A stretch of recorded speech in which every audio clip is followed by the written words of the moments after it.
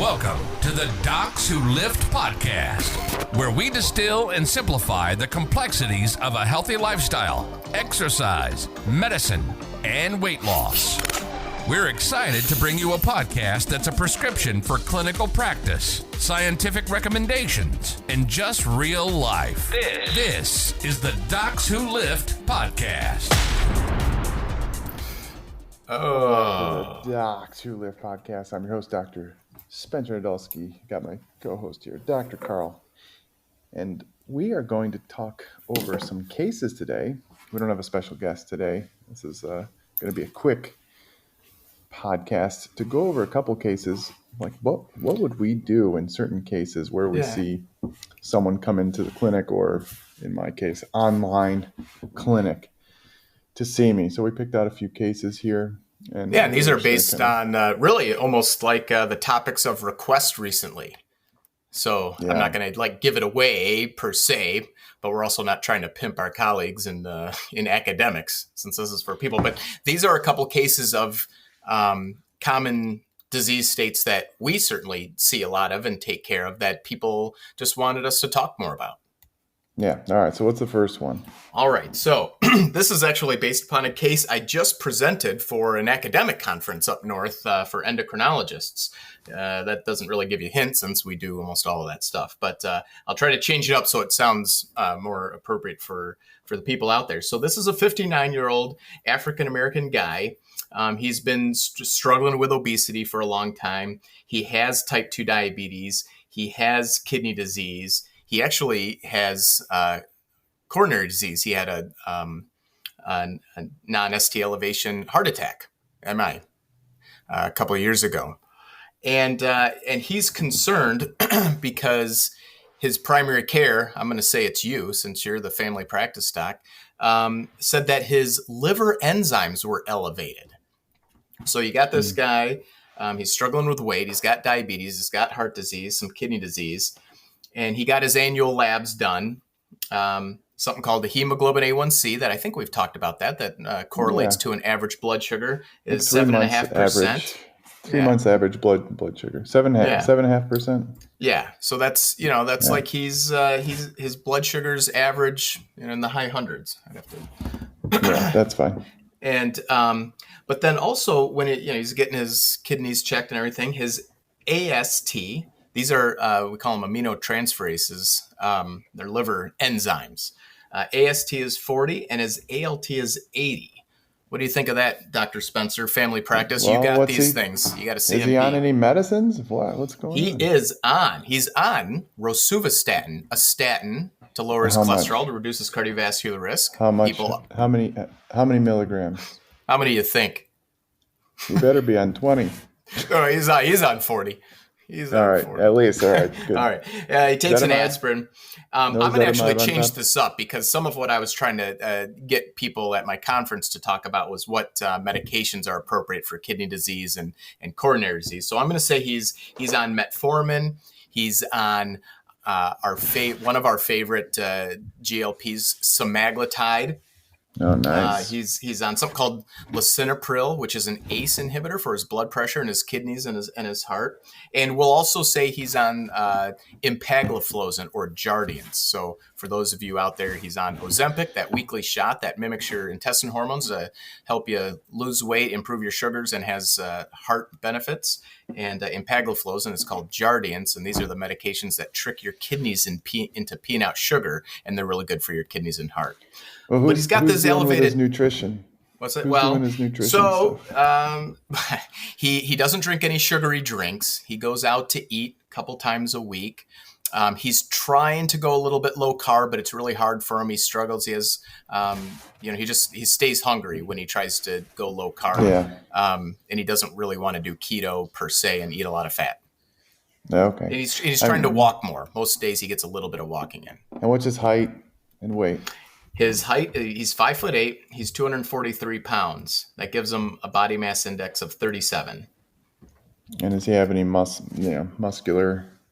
Yeah, he's not very muscular, but he does have an elevated waist circumference. Waist circumference is elevated. 112 centimeters. His blood pressure, by the way, is 140/90. So he was referred to the endocrinologist, I'm kind of saying this is your patient. Oh, okay. Because you got him on the right diabetes stuff, reducing his heart risk and reducing his kidney risk.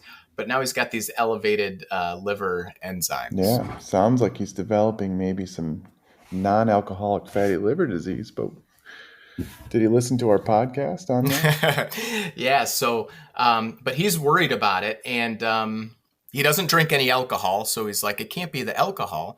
So, we don't want to get too into the weeds, but what would you start looking for? So you already mentioned the non-alcoholic fatty liver disease, and anybody who knows this probably knows that's the direction we're headed. But yeah, I mean, he's got high risk features and very high risk for non-alcoholic fatty liver disease. I mean, we talked in our podcast, you look at their platelets, you do a FIB4. Yeah. But you're the primary care doctor. What else would you do? Or what else would you talk to him about? What other things do you need to think about? Try to get him. Not that I'm pimping you. No, I mean, what are you talking about? No, I'm saying, looking at other causes for patients out there, they have elevated liver enzymes randomly. Yeah. You're not just going to. Yeah, you look for other causes of the elevated liver enzymes, things like celiac disease. I've found a few, some of his medicines, you want to make sure the medicines aren't causing it. Right. That's why I asked about medicines. Yeah. Other things I've seen. So people, seen some autoimmune. So like those autoimmune mitochondrial and liver diseases. Your doctor will check you for the different, ferritin, these iron overload things. And obviously viral hepatitis, hepatitis C, probably everyone's going to get screened for. If there are risks of Hep B, would you do that? As a primary care doctor, would you look into all those things? We get the whole panel. I tend to get the whole panel. Is there a whole panel for? Yeah. Oh, you're talking about the hepatitis. Yeah, viral hepatitis panel. Yeah. Otherwise, you have to, when you're looking for, ruling out other causes, you have to go through the little algorithm, be like, all right, let's get a ferritin. So yeah. By the way, you know what? I want to go backwards a little bit just because I think it might change what we do. So let's say he's not on semaglutide or Ozempic. He's actually on dulaglutide called Trulicity. Yeah. So for those of you out there, those are two different ones. You probably see him on TV. Although you'd be amazed how many people I have who don't say they don't watch TV when I ask them that question. That's a lie. That's a lie. I don't know. It seems pretty legit. So anyway, so let's say that. All right. So your primary care, now, obviously, everyone's going to have a different physician who feels, different levels of comfort doing different things. But just for discussion's sake, Dr. Spencer's your family practice doctor. He might feel a little bit more comfortable doing some more advanced, endocrine, metabolic stuff. But what do you kind of think that the patient should expect from their primary care doctor now? You got a bunch of liver-specific things. They're normal. He doesn't drink alcohol. I think they should. I mean, you could start looking into the elastography and really looking at fibrosis on their liver.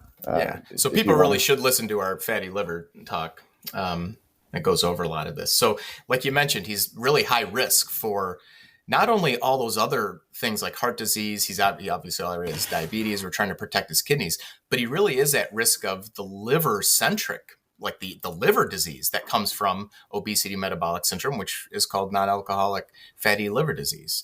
And so it's really become a leading cause of liver failure, cirrhosis, and even cancer, liver cancer. Yeah. I've seen, I have a patient, I think I posted about it, but a patient came to me a few years ago. I saw this exact type of thing and I ended up getting them to the liver doctor. Oh yeah. I remember.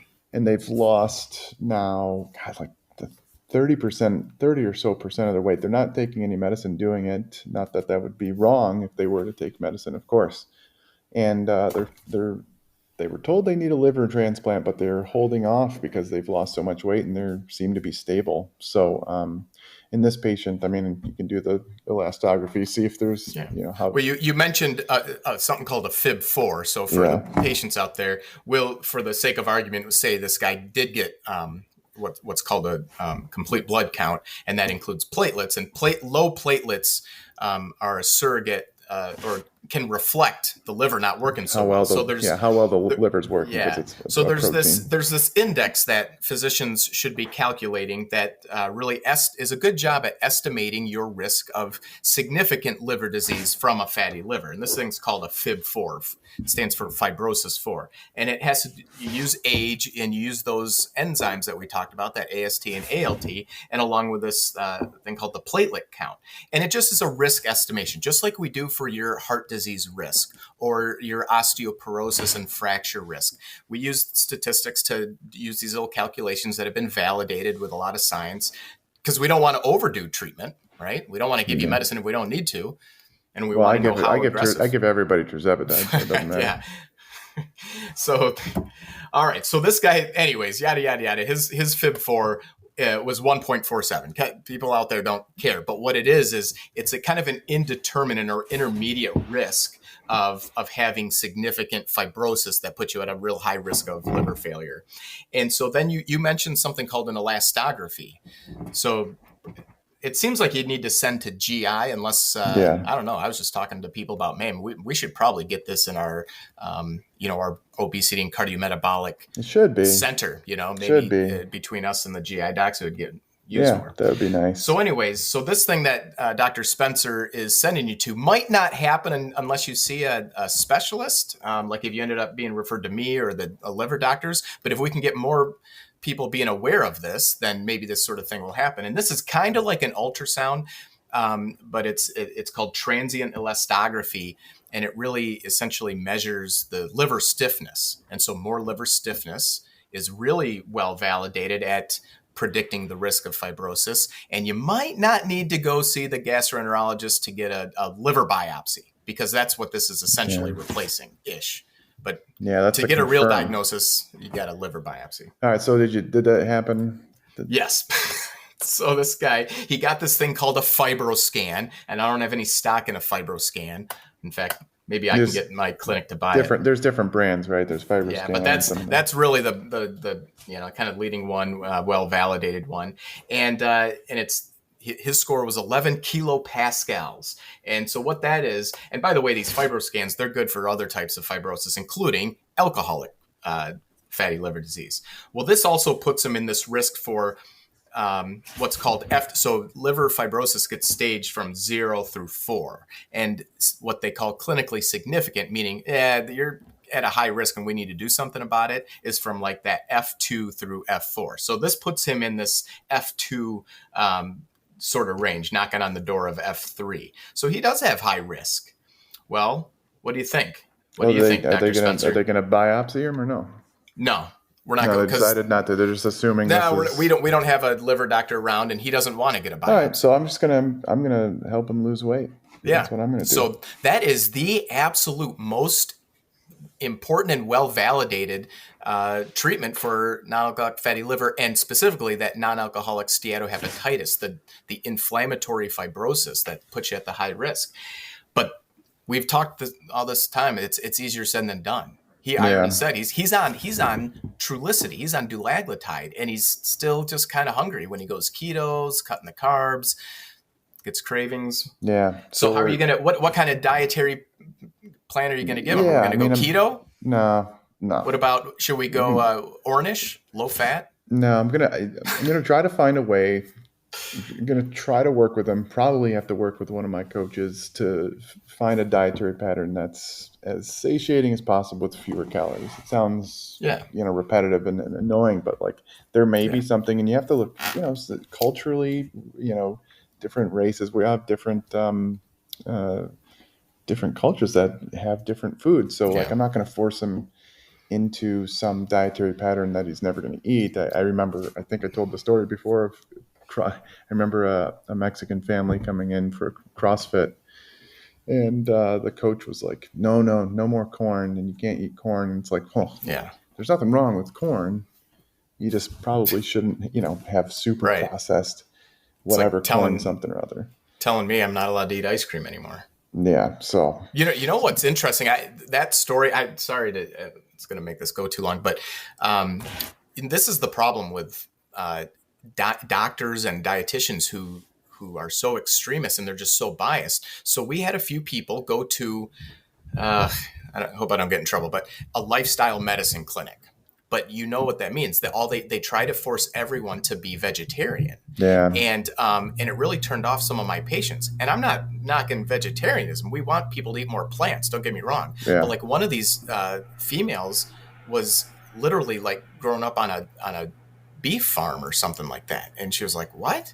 No, I'm not going to do that. And they're like, no, that's what you have to do. Yeah, why not? You got to meet people where why they not where make they some are. flank steak? Whatever. Yeah, Whatever. nice, I mean, anyways, okay, yeah, so I'm just we got to I mean, find a way to create an energy deficit, but that's lots of hard because lots more plants. his biology is working against Yeah, him. so his biology is Now, working against him. So we tried it's our hard. best. He works with one of my awesome coaches, and I'm definitely switching him from dulaglutide to tirzepatide because that's Hold on. Well, that's what I said he do. had. I know, but he has coronaries. So this gets into more of a discussion with with my audience at the conference. So what my argument to them was, we don't have the cardiovascular. This is going to get too much for I don't patients. care. I mean, honestly, I'm but putting he him. has established disease. Yeah, and he hasn't tried semaglutide yet. That's why I changed it. Yeah, I don't know. I'd go semaglutide. I'd go tirzepatide to actually help him lose weight. I'm just kidding. Semaglutide would be fine. Well, Your Honor. Semaglutide would be fine, but I'm going tirzepatide, and I'm going to just optimize his lipids with obviously he's already on high dose of rosuvastatin. I'm going to add probably ezetimibe on there too. Well, we didn't even get into what his non-HDL was. Anyways, but his triglycerides were high. We need to make it like 10. Okay. So what goal weight loss would you kind of like talk to them about 10, that? Yeah. So he's 240, whatever. Yep. I want to get him to at least lose 25 to 30 pounds at least, if not 40.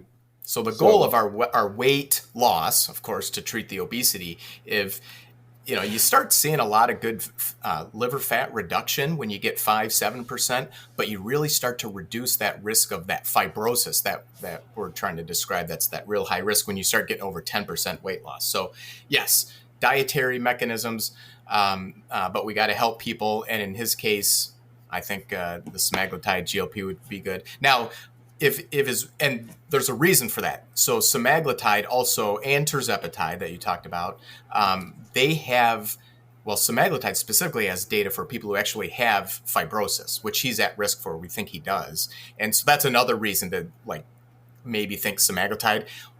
But tirzepatide is almost certainly going to have those cardiovascular benefits. And again, the weight loss is probably the primary reason why semaglutide has done well in these trials for fatty liver and NASH. So we would expect the tirzepatide to also just smoke it. And we already know from one of the studies that it did significantly reduce the liver fat. It was in fact, it was compared. It was compared to an insulin, Degludec, for some reason. Yeah. But it was a cool MRI study. Anyways, cool. So that's that. Yeah. Also, would you want to try to help him do a little bit more Mediterranean pattern, even with the energy reduction? I'd try, but like I said, culturally, whatever. What if he was drinking butter? Yeah, we're not doing. Would you want to replace that butter? We're doing olive oil, nuts. Yeah, whatever. Nuts and seeds. So a little bit more Mediterranean pattern, lower saturated fat is probably good for NASH, but not. Yeah. It doesn't. It kind of means nothing unless we find a way to help them lose the weight. Same kind of like exercise. Exercise is medicine for fatty liver, but it's not necessarily the thing that's going to be the weight loss and reverse the NASH, as far as we know. But yeah, maybe nice to start pumping some iron. So there are some other medications that he could consider in this case. So I'd be interested to see what you would do as the primary care doctor. So there's a medicine called pioglitazone. The trade name for that was Actos. It really should be generic now. And this medicine has some of the best data in NASH, meaning the actual reducing inflammation and fibrosis. Would you, Spencer, feel comfortable talking to them about Actos, or would you let someone like me or No, I mean, I don't even know the GI doc would. You might. I mean, I do it. I do a lot of stuff all the time. If his A1C is high, but I mean, I think you start add on that Terzi, A1C is going to come right down. I promise. Well, especially with the weight loss, right? Yeah. But it would. So this medicine is really good for sugars, and it really works in a fat metabolism sort of mechanism, and it shifts the distribution and where the energy's going, and so it's really good for sugars. It actually does have pretty good cardiovascular safety and benefits. As long as you don't have heart failure for people. So if you have heart failure and feel like you get swollen with fluid too much, you're probably not going to be able to use this medicine. But it is really good for the liver. So that's one. The Jardiance, the empagliflozin he's on, we don't have great data for that fibrosis, that inflammatory part of it, but we know that helps reduce liver fat. Do you think patients will ask about vitamin E? Have you heard that? Yeah, all the time. NASH? They always say fish oil, vitamin E. Yeah. So now there's not a lot of data for the fish oil part, but the vitamin E has some, but it's not in people with type 2 diabetes. And then there were some concerns. Have patients talked to you much about vitamin E? I really haven't lately. Nah, not too. Not it, Yeah. No, not There really. were some cardiovascular concerns, and I think cancer. Is that Yeah, that we should have had Kevin Kevin Klatt? when we lost Next time we lost him. Actually, in Deirdre, Dr. Tobias from Harvard has done some tweets on that. We'll have to get her on to talk about some of those trials. Basically, the bottom line with that is, like what we put in our guidelines that we talked about in the one of the earlier podcasts, there isn't really enough data to support it, and there's enough concern of risk where it's really kind of fallen out of favor. But there are other medicines coming down the road. But I think you're right that this guy, we just need intensive weight loss efforts. And by the way, other weight loss medications certainly can be considered for depending on other characteristics of patients. So don't think that it's just these meds. But these meds are going to, they're going to be the preferred ones for someone that actually has NASH because it has the data behind it. So I wouldn't mess around with other ones. No sympathomimetics in this guy. All right. So we'll see how people like that if they ask more questions. Should we do one more case?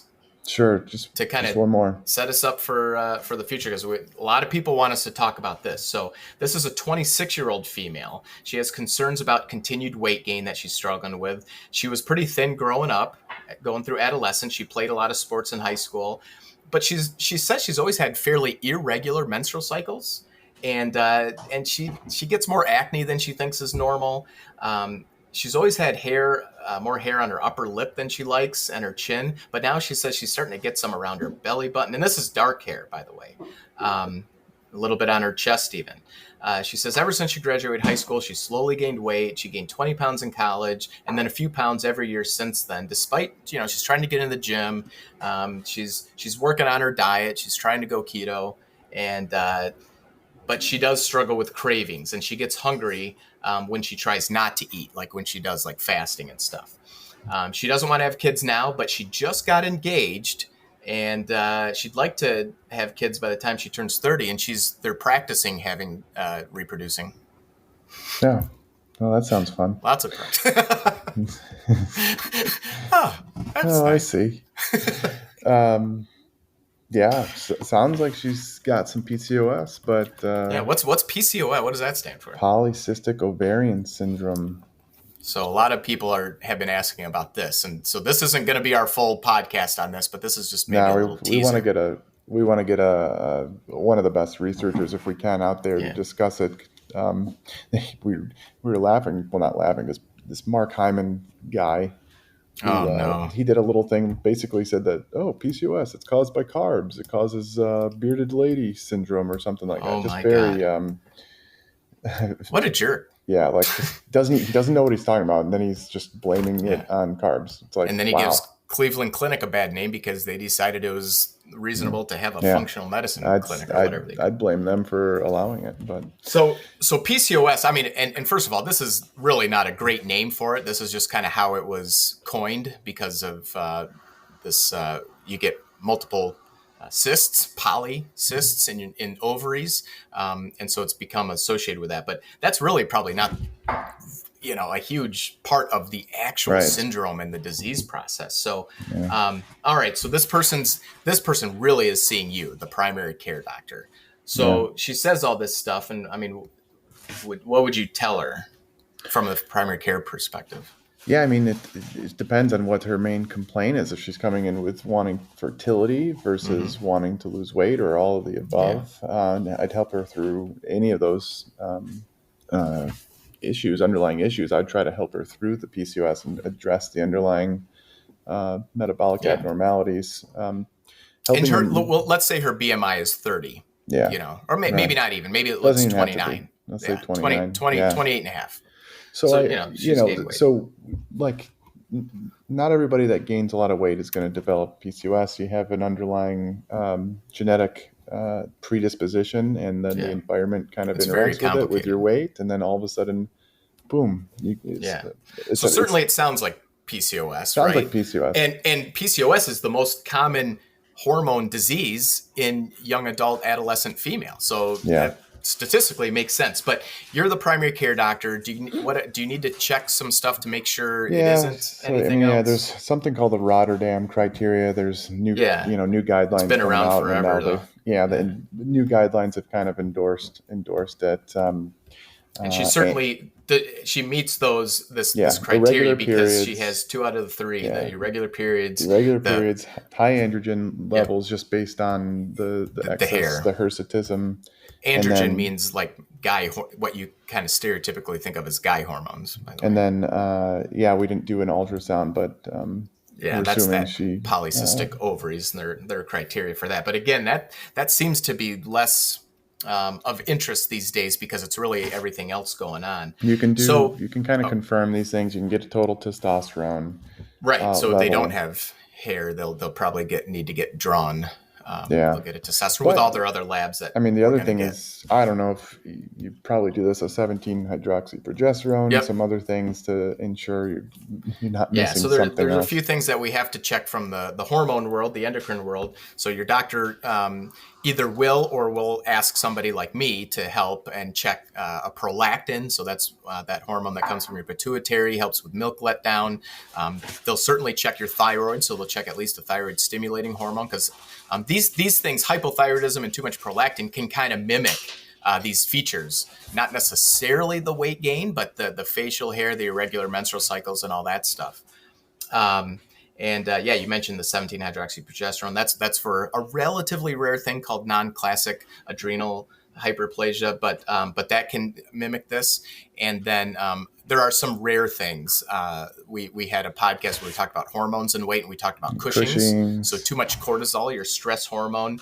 So that's something people should think about. I've had a few patients with PCOS that I swewer they had Cushing's because the way the kind of Cushingoid features. Yeah, I know.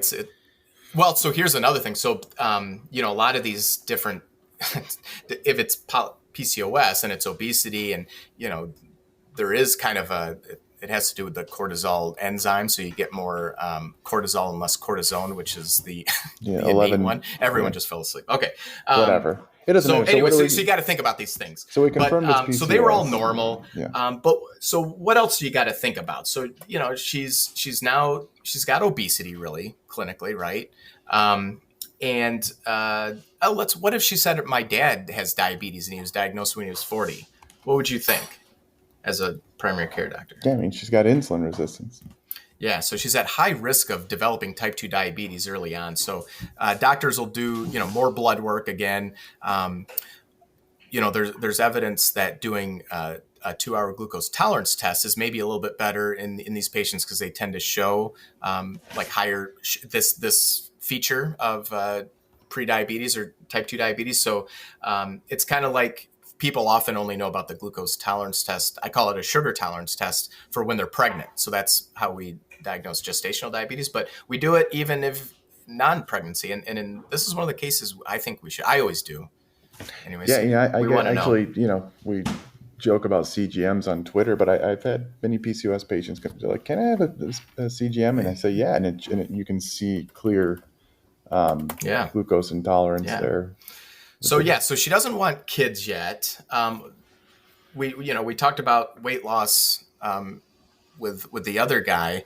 What would you do for like dietary efforts? Yeah, one of the most common things people like PCOS screws with your hormones, so you can't lose weight. But I've looked into it multiple times. The metabolic rates tend to be normal, like normalized. The total daily energy expenditure seems to be similar to other people. And when you look at different diets and lifestyle changes, there doesn't seem to be a difference with those without PCOS and those with PCOS. Right. So when I've looked into it further, it's probably those with like insulin resistance who have probably appetite derangements. And so, and when you get down and start talking to somebody with PCOS who's struggling with their weight, it comes down to sugar cravings and overall issues. And not only the dietary intervention, but I think we've seen that in some of the medications right? Yeah. Where Well, it's about the same data. Because basically interventional data, it seems to be very similar. Yeah, higher prevalence of binge eating. And so like what you don't want to do is just say, well, you're eating too much. That doesn't help. It doesn't help That's not going to anything. help So anybody. they're struggling, and it's really So tough. this is somebody who, I mean, we would certainly talk to about considering medication to help them lose weight. You try your best. I've had patients do just fine. I mean, I get the comments all the time on my social media like, hey, I was able to finally figure out a dietary pattern. They've lost, 5-10% of their weight and have kept it off. They're lifting weights, they're running, all this stuff, and they got a higher protein diet and they're doing fine. But some of the appetite derangement stuff, this is where I love me some GLP-1s in these types of patients. Tirzepatide is my favorite right now, of course, but semaglutide, whatever. Yeah. I don't think we have any very specific PCOS tirzepatide trials yet, but we do have them with like liraglutide and semaglutide. So, and the reason weight loss benefits people with PCOS, it's really it's even though it can be in people with low BMIs, we talked about this already, having a low BMI doesn't necessarily make you not have adiposity-based disease. In PCOS, it has a lot of genetics to it, but that just sets up the susceptibility. And so that, having a dysfunctional energy balance going on and having, it's really an adiposity-based disease. And so weight loss, again, that 5 to 10% goal, more than that, you start improving all these features. Yeah, it can really change fertility, the which is important. Between the ovaries and the pituitary, and all of a sudden things start working. And fertility comes, all of a sudden my patients will be like, I'm pregnant. And I'm like, wow, that's amazing. And part of that, in fact, probably the biggest part of that is the insulin resistance, which is, it really creates this vicious cycle of, hypothalamic pituitary dysfunction. We talked about that's where you get your hormones that stimulate your ovaries, but then there's too much of the hormones, and then there's insulin resistance. So then the ovaries making too much androgen. And then it's this vicious cycle. So diet efforts, exercise, certainly for that insulin resistance. They also have, like we talked about, the high risk of type 2 diabetes, probably a long-term higher risk of heart disease. So, exercise and lipids, getting your lipids under control as well. Yeah. Lipids, we're going to, your doctors will check your sugars and maybe even that FIB4, especially if there's any AST, ALT elevation. Just to be careful, though, if you're on a GLP-1 and you do looking at fertility, you want to stop the GLP-1 2 months at least before trying to conceive.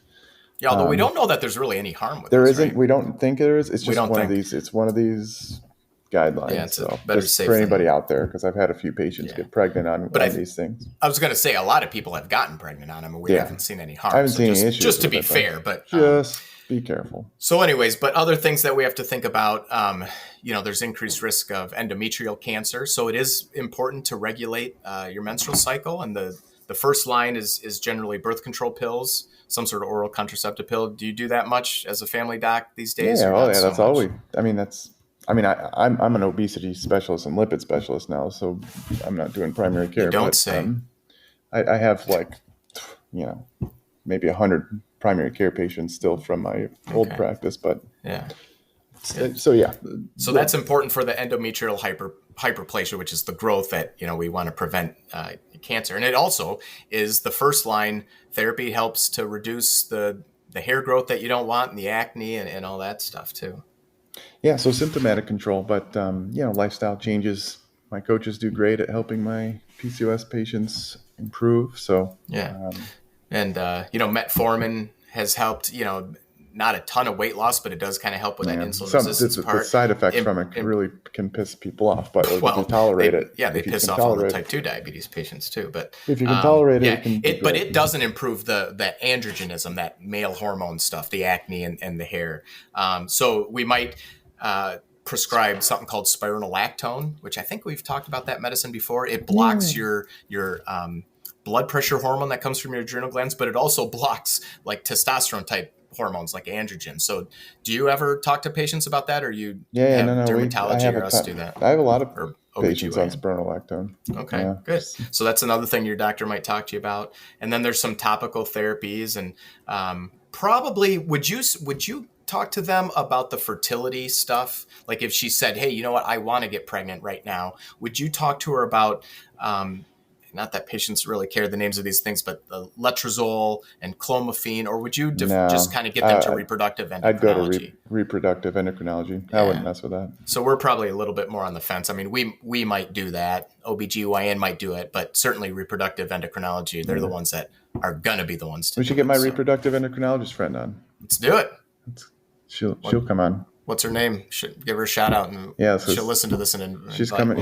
We're getting her on. Actually, I should just text her right now. She's on. She's actually pregnant herself. Oh, perfect. Hurry.